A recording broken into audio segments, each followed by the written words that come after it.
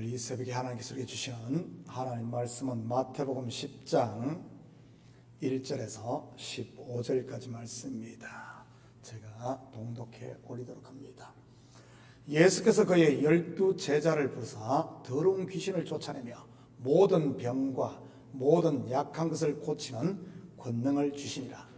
12 사도의 이름은 이러하니 베드로라는 시몬을 비롯하여 그의 형제 안드레와 세베대의 아들 야고보와 그의 형제 요한, 빌립과 바돌로메, 도마와 세리마테, 알페오의 아들 야고보와 다데오, 가나안인 시몬 및 가룟 유다 곧 예수를 판자라. 예수께서 이 12를 내보내시며 명하여 이르시되 이방인의 길로도 가지 말고 사마리아인의 골로도 들어가지 말고 오히려 이스라엘 집에 잃어버린 양에게로 가라 하면서 전파에 말하되 천국이 가까이 왔다 하고 병든 자를 고치며 죽은 자를 살리며 나병 환자를 깨끗하게 하며 귀신을 쫓아내되 너희가 거저 받았으니 거저 주라. 너희 전대에 금이나 은이나 동을 가지지 말고 여행을 위하여 배낭이나 두벌 옷이나 신이나 지팡이를 가지지 말라. 이는 일꾼이 자기의 먹을 것 받는 것이 마땅함이라. 어떤 성이나 마을에 들어가거든 그 중에 합당한 자를 찾아내어 너희가 떠나기까지 거기서 머물라. 또 그 집에 들어가면서 평안하기를 빌라. 그 집이 이에 합당하면 너희 빈 평안이 거기 임할 것이요 만일 합당하지 않으면 그 평안이 너희에게로 돌아올 것이니라. 누구든지 너희를 영접하지도 아니하고 너희 말을 듣지도 아니하거든 그 집이나 성에서 나가 너희 발에 먼지를 떨어버리라. 내가 진실로 너희에게 이르노니 심판날에 소돔과 고모라 땅이 그 성보다 견디기 쉬우리라. 아멘. 좋은 아침입니다. 오늘 보면은 12 제자를 불러 파송하는 장면입니다. 여러분, 제자와 사도의 차이가 무엇인지 아십니까? 제자는 부름받아 훈련받는 상태를 일컫는 말이 제자입니다. 그런데 사도는 헬라어로 아포스톨로스로 보냄을 받은 자라는 뜻으로 예수님으로부터 파송되는 순간 사도로 불리게 되는 것입니다. 물론 성경에서 말하는 사도는 예수님의 12 제자와 사도 바울을 사도라고 하는 것이고요. 먼저 1절입니다. 예수께서 그의 12 제자를 부르사 더러운 귀신을 쫓아내며 모든 병과 모든 약한 것을 고치는 권능을 주시니라. 지금까지 우리는 예수님께서 친히 본절에서 언급한 일들을 하신 것을 살펴보았습니다. 귀신을 쫓아내며 각종 병들을 고치는 사역 말이지. 그런데 이제는 그 권능을 제자들에게 주십니다. 물론 이때는 아직 성령이 제자들에게 임하지 않은 상태라 예수님께서 특별하게 권능을 주셨고요. 사실 이때 주어진 권능은 앞으로 성령과 함께 제자들에게 주어질 권능을 보여주는 일종의 맛배기와 같은 것이고요. 사도행전 1장 8절입니다.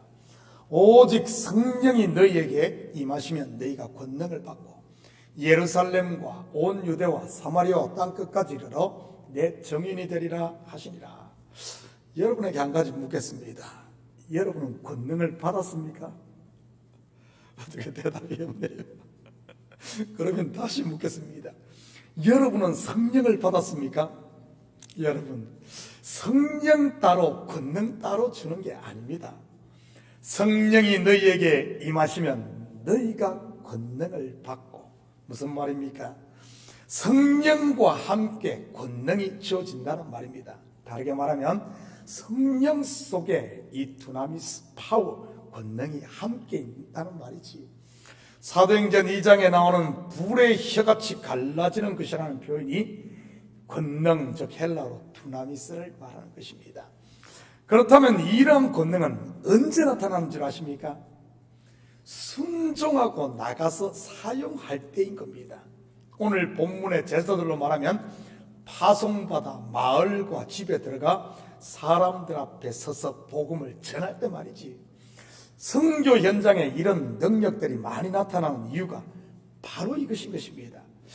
저는 성도들이 그런 말 하는 것을 많이 들었어요. 옛날에는 교회에서 막 능력들이 나타났는데 요즘은 그러지 못하는 것 같다고 말이지요. 사실 어르신들은 몸으로 실감들을 하실 것입니다. 왜 그렇습니까? 믿음이 없어서 그럴까요? 물론 그럴 수도 있습니다.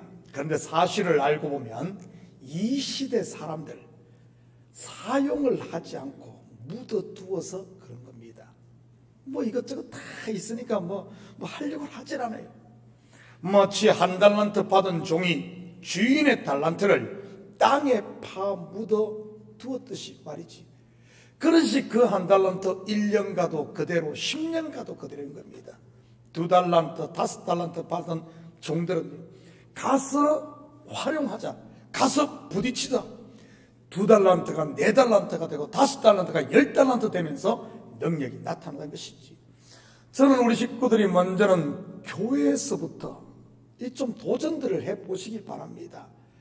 그리고 경험이 쌓이면 바운더리를 넘어 온 유대와 사마리아와 땅끝으로 나가게 되는 것이고요. 물론 이것은 지역적인 경계를 넘는 의미도 있겠지만 영적으로 보면 예루살렘이 일종의 모판, 어떤 모판이라면 이 교회 아닙니까? 유대는 친구와 친척, 즉 가까운 사람일 것이요. 사마리아는 좀 끌끄러운 관계에 있는 사람, 그리고 땅끝은 원수일 것이고요. 처음부터 작은 것부터 실천을 해봐야지 그냥 파묻어두면 안 된다는 말입니다. 성령의 은사나 능력은 쓰면 쓸수록 배가 되는 것 여러분 기억하시고요.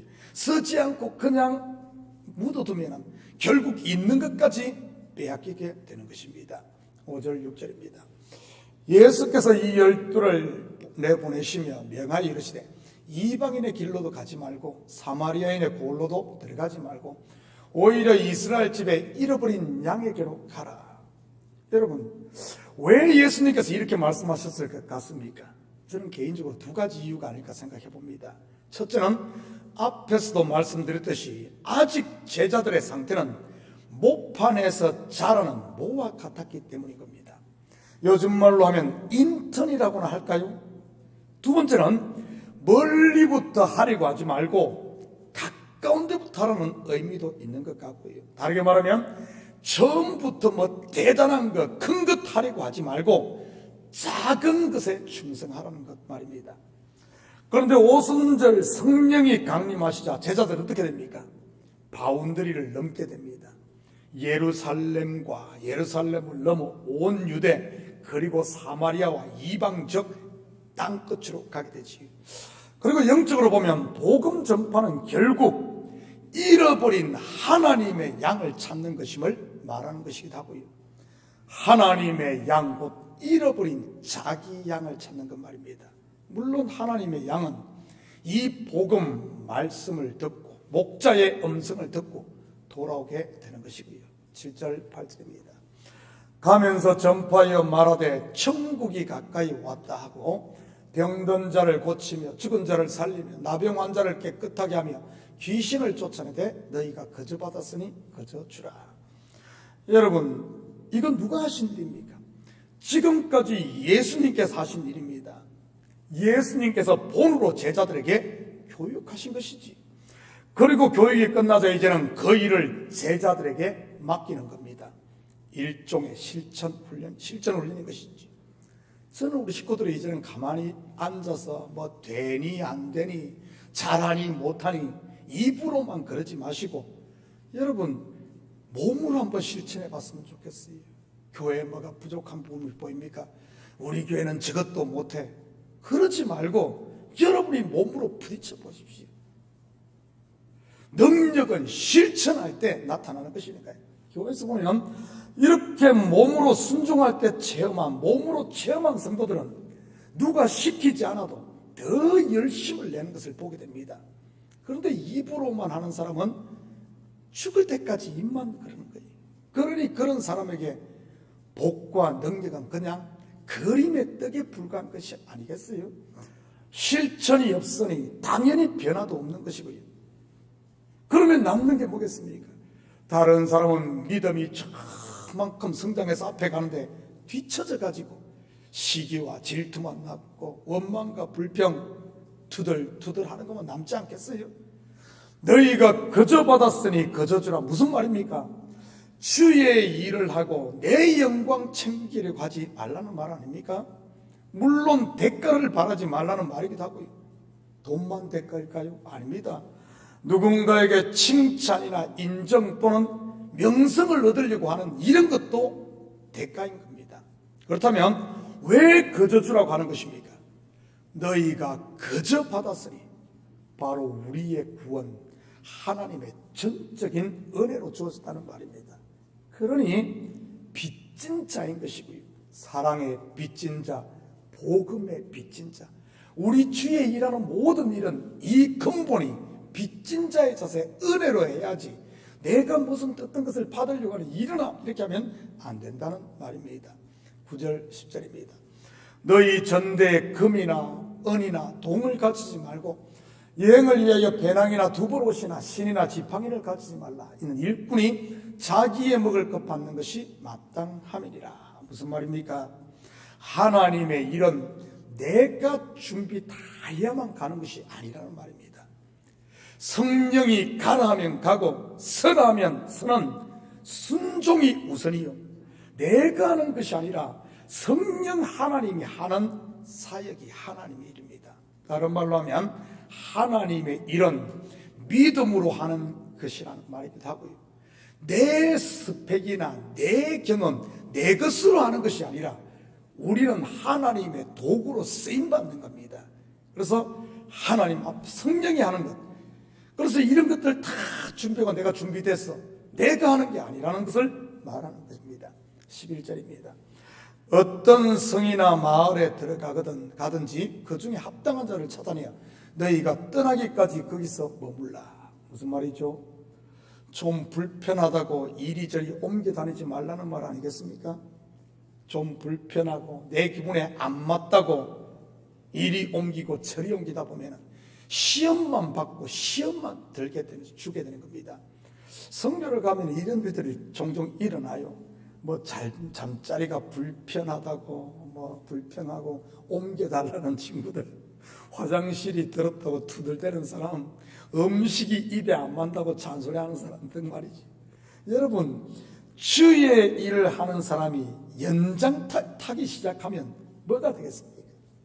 내가 거기에 맞춰야지 나한테 맞추려고 한다면 어떻게 복음을 전합니까? 사도 바울의 고백이 무엇입니까? 유대인에게는 내가 유대인처럼 되고 이방인에게는 이방인처럼 되고 야만인에게는 야만인이 아니지만은 야만인처럼 되는, 자기가 거기에 눈높이를 맞췄던 것입니다. 왜죠? 아무쪼록 한 영혼이라도 구원하기 위해서 말이지. 이것이 하나님 일꾼의 기본 자세인 것이고요. 12절 13절입니다. 또 그 집에 들어가면서 평안하기를 빌라. 그 집이 이에 합당하면 너희 빈 평안이 거기 임할 것이요, 만일 합당하지 않으면 그 평안이 너희에게로 돌아올 것이니라. 복음 전하는 자가 해야 할 일은 오직 예수 그리스도를 전하는 것입니다. 예수 안에 안식이 있고 예수 안에 평안이 있는 것이지, 예수 그리스도를 영접하고 하지 않고는 여러분 내 몫이 아니라는 말입니다. 그렇기 때문에 복음을 받지 않다고 낙담할 필요도 없고 복음을 받았다고 자만해서도 안 되는 것입니다. 왜냐하면 그 일은 내가 하는 것이 아니라 내 속에 계신 성령 하나님께서 하시는 하나님의 일이기 때문인 겁니다. 그렇기에 일꾼은 그저 자기에게 주어진 역할에 충실하고 감사하면 되는 것이고요. 14절 15절입니다.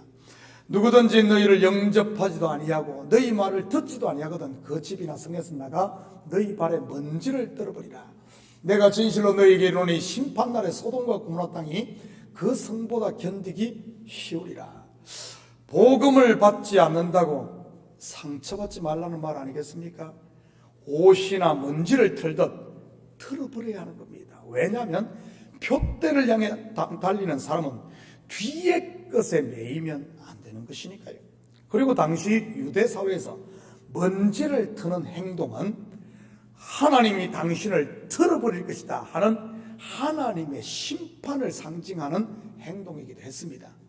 바로 이 먼지 터는 행동을 통해 복음을 받지 않으면 하나님의 심판이 있을 것을 경고하는 것이고요. 우리 식으로 말한다면 한때 복음 전하는 분들이 많이 사용했던 예수 천당, 그 다음에 뭐죠? 불신지옥, 이 말인 거예요. 불신지옥이라는 말을 먼지를 털어버림으로 행동으로 보여주는 이런 행위였던 것이지요. 사랑하는 성도 여러분, 저와 여러분은 세상 가운데 파송된 하나님의 일꾼임을 기억하시고 오늘 하루도 어느 곳에 있든지 때를 얻든지 못 얻든지 복음 전하는 자, 그리스도의 증인으로 사는 이런 복된 하루 되시기를 예수님의 이름으로 축복합니다. 같이 기도합니다. 사랑의 아버지 하나님, 참으로 감사를 드립니다. 훈련이 끝난 제자들을 친히 아버지 하나님 현장 가운데 보내신 하나님, 맞습니다. 아버지 한 두렵고 떨림이 있지만 내가 하는 것이 아니라 주님이 하시는 줄 믿고 성령 의지하여 이제 우리도 아버지 한 삶의 현장 가운데 나아가 우리의 입술을 벌리게 하시고 우리의 손발이 움직여져 아버지 하나님 복음을 삶으로 살아내며 아버지 하나님 하나님의 살아계심을 전하는 복음의 증인들로 살 수 있도록 우리 주님 축복하여 주시옵소서. 감사드리며 예수님의 이름으로 기도드립니다. 아멘.